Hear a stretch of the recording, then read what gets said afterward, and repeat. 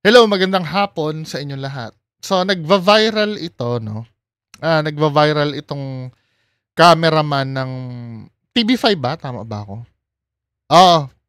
Nagva-viral itong cameraman ng TV5 na siya yung nag-report, no? So, unusual. Dapat sila nasa likod lang ng camera. Panoorin nga natin. At sa puntong ito, kamustahin po natin ang probinsya ng Albay na isa sa mga unang binayo ng Super Bagyong Uwan. At para po sa detalye, kausap po natin si News5 cameraman, si Mac Ortiz. Mac, kumusta kayo dyan? Meron pa bang baha? Sa ngayon, Nervous andito tayo, pa, no? Bok, andito tayo ngayon sa Legazpi City. Medyo mahangin pero wala nang ulan, wala na rin baha. Pero maintain pa rin yung red alert status ng probinsya. Continuous pa rin yung monitoring ng response team. Hindi ba sa 30 barangays yung binaha? At sa ngayon, tumaas sa 77,000 families ang nag-evacuate or may more or less total na 257,000 individuals. And as of the latest, no casualty pa rin dito sa Albay. Okay. Mok, Ano kaya reason nung bakit siya yung sinalang, no? Nagkasakit ba yung yung reporter? Mac, masyadong ang formal eh. Kwentuhan mo. Okay. Masyado kang formal. Pala, lumakad-lakad ka lang dyan. Kwentuhan mo kung First nakikita time, mo. first time. Oh, okay lang yan. Okay. Kwentuhan mo kung nakikita mo dyan. Ano naranasan nyo kanina? Kamusta na ngayon? Ganun lang. Sige, para tayo naginuman. Okay. Kanina kasi, Bok, galing kami dito sa Legazpi, Pero ganda na iPhone niya. ang first district, kung saan yung mas malapit daw dun sa east portion ng Albay. Dun sa Santo Domingo, Albay, kung saan yung malapit yung seaside, talagang malakas yung ulan, malakas yung hangin, and as we go papunta dun sa Tabaco, Pero maganda ang presence of mind niya, no? Just imagine, ina-assume ko,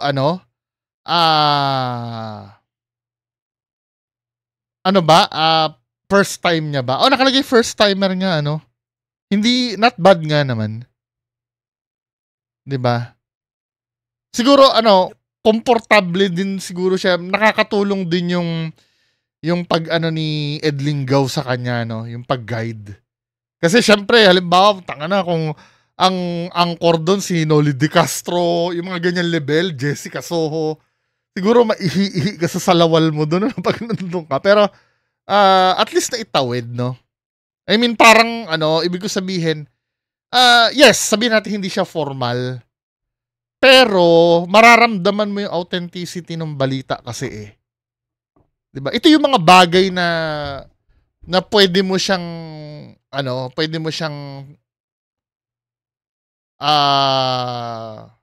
gamitin talaga.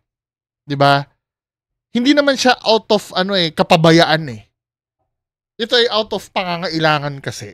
yung Diba? mga Kasi ganito, no? Halimbawa, ibang-iba yan kasi yung reporter na, yung, di ba, dahil tatanga-tanga siyang, humarap sa camera. Ito kasi, parang, yung dala ng pangangailangan na talagang kailangan may magbalita na siya yung, kumbaga sa isang senaryo, no? Sa eroplano na nahimatay yung piloto, walang ibang magdadrive ng eroplano kundi yung stewardess. Parang ganon.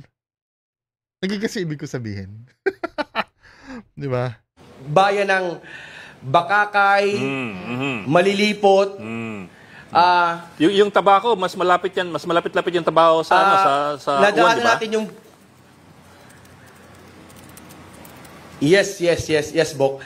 May delay kasi yung Nakitang bumagsak ng mga puno, tawag ng kuryente nagsasayawan.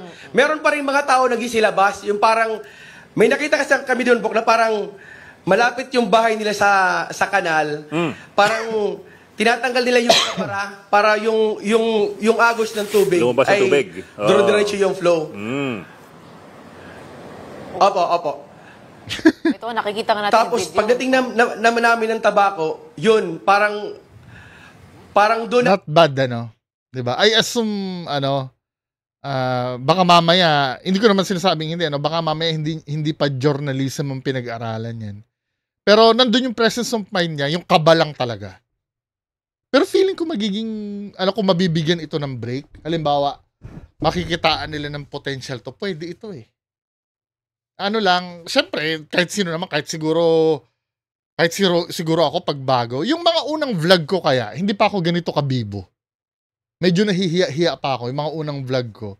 Makakasanayan yan eh. Kasi yung pagiging mahiyain na yan or pagiging conscious na yan, malalampasan yan. Ang importante may presence of mind ka. Yun kasi ang kita dito eh. Yung bang pag tinanong siya, kaya niyang sagutin. 'Di ba? Tapos konting polish pa, training pa. I'm sure may in-house naman siguro silang workshop diyan. Ano to? May potential. 'Di ba? From being behind the camera to standing in front of it. Mac Ortiz, a News 5 cameraman, took a brave step and became a live news reporter for the first time. He could have stayed where he was comfortable, sa likod ng lente, tahimik pero mahusay. Pero he tried. He stepped up, he showed up. Sometimes being brave doesn't mean you're not scared. It means you try anyway. A lot of times, akala natin, hindi natin kaya kahit alam nating may kakayanan tayo. Kailangan lang pala maging matapang at subukan. Hindi, gusto kong maintindihan, bakit kaya siya yung sinalang doon? Ito tingnan natin to, no? Ganito kami sa TV5.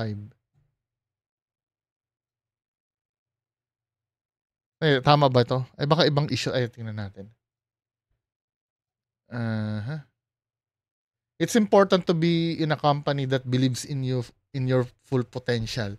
Seeing our cameraman Mac Ortiz trending for his live typhoon coverage, something far beyond his usual role. Gusto ko malaman yung yung reason kung bakit siya yung sinalang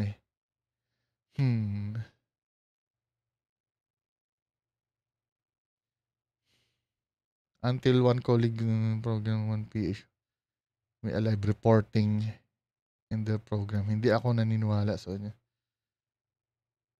Until a senior desk, blah blah blah blah. Ito naman yung yung bigla ang nag-report. Hindi pa rin nasagot yung yung reason bakit siya yung sinalang doon. Kasi usually tandem yan, di ba? Isang cameraman at isang reporter. So ano kaya reason? Kung alam nyo nga, paki-comment sa baba. Anyway, proceed tayo do sa next topic. Ito naman, Kiray Celis binatikos dahil prenup photo niya sa Japan. Ito. Anong sabi dito?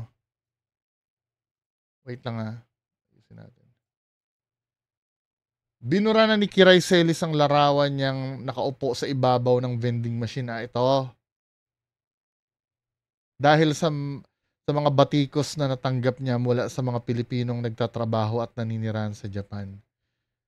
Kinunan ang kontrobersyal na larawan ni Kiray sa Dotonbori District sa Osaka, Japan. Kabilang ito sa prenuptial shoot nila ng kanyang fiancé na si Stefan Stopia. 5 araw na ang nakakaraan mula nung ibinahagi ni Kiray sa kanyang Instagram ang prenup photos nila ni Stefan na tumanggap ng mga batikos dahil sa di umano'y kanilang kawalan ng respeto sa Japan.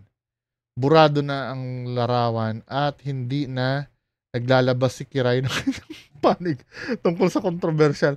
So ito, di ba? Ano yung mga comments? May mga comments ba?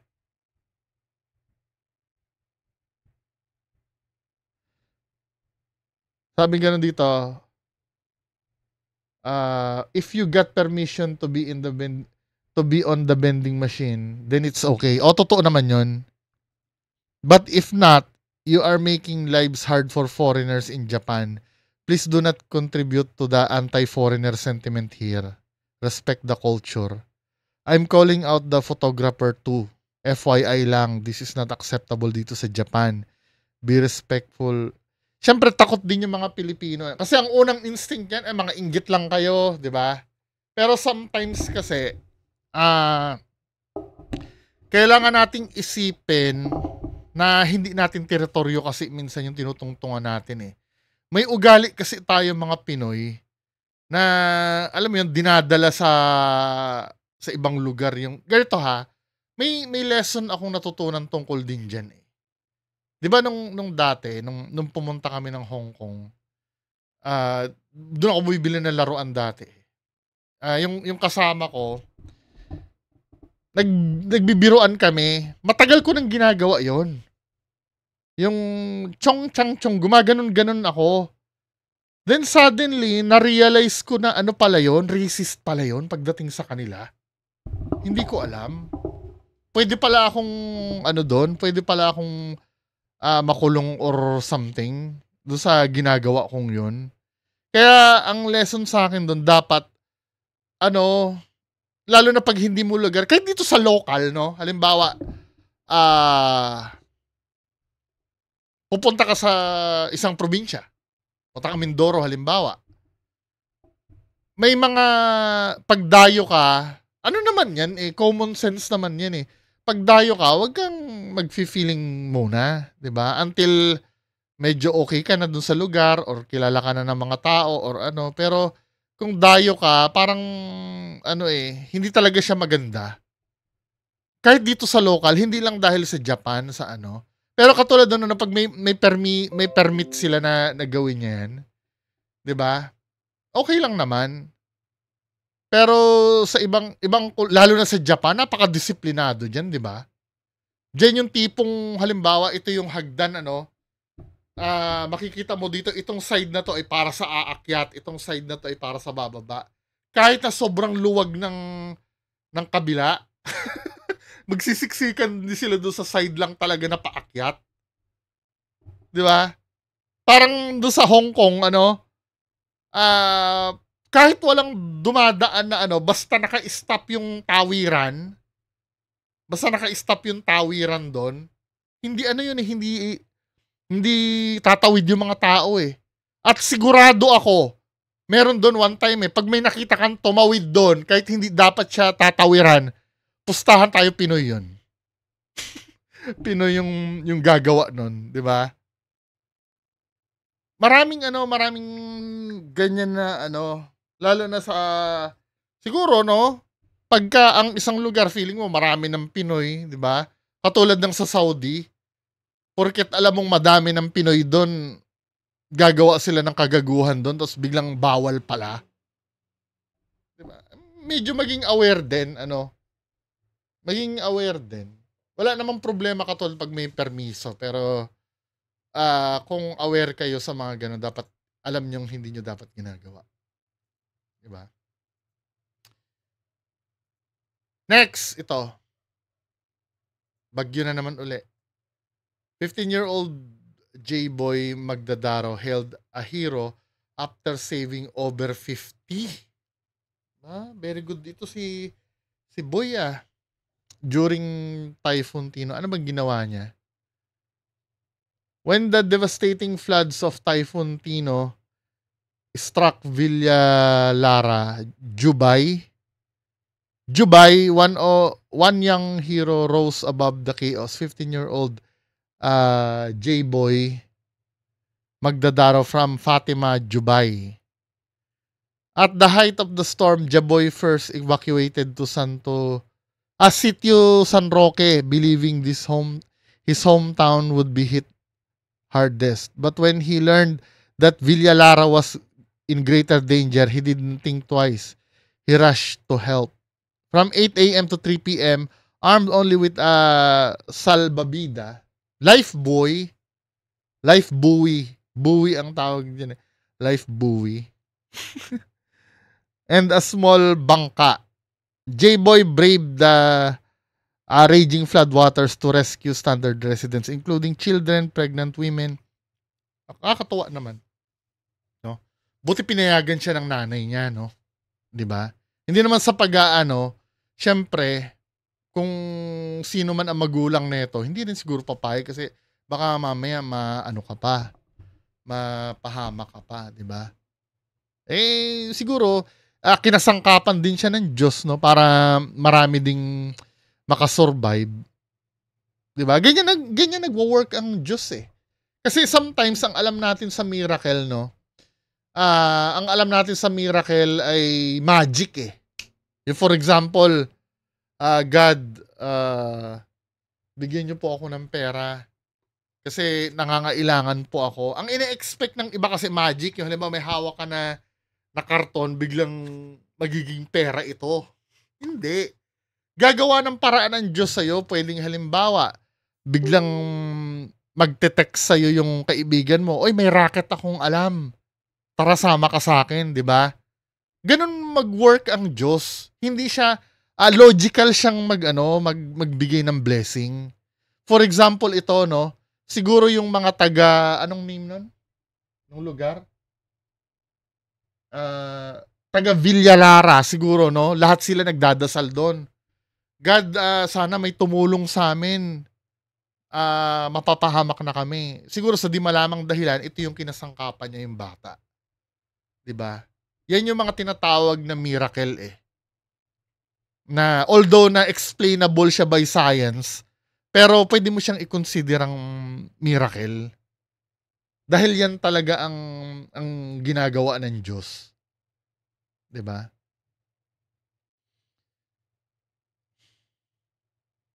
After saving more than 50 people, some tried to offer him money out of gratitude, but J-Boy humbly refused. His actions were not driven by reward but by compassion, courage, and selflessness. At only 15 years old, J-Boy has proven what genuine courage truly means. Fearlessly brave, endlessly compassionate, and selfless in the face of danger. His actions reflect the heart of a true hero. The people of Dubai and the whole nation honor, thank you, J-Boy. Ang problema dyan, baka mamay gamitin ka ng politiko, boy. 'Di ba? Pero sana ikaw lang ang maging bida. Kasi minsan gagawin ng mga politiko dyan, i-welding nila yung pagmumukha nila sa'yo. 'Di ba? Pero dahil ganon, saludo. Diba? Very good, very good, very good. Sana lahat ng tao ganyan. Pero if ever man napigilan ka ng magulang mo, hindi ka naman masisisi. 'Di ba? Siyempre, nanay or tatay yung mag-aalala sa'yo. Pero talagang inadya ng Diyos na hindi ka pinigilan ng nanay or tatay mo. 'Di ba? Pinagpatuloy ka na makatulong sa kapwa mo. So, yon dahil doon, kinararangal kita bilang kapwa Pilipino. So, yun lang ang pag-uusapan natin. Magandang hapon sa inyo lahat. Bye-bye.